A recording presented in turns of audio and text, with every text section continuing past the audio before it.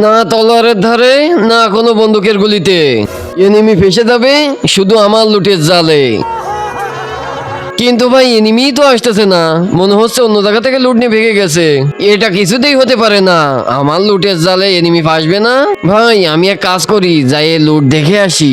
না না না, এসব করা যাবে না, আমার লুট খেয়ে দেওয়ার ধান্দা না। লুট দেখে আসি, লুট দেখে আসি। ঠান্ডা হয়ে ওখানে বসে থাক।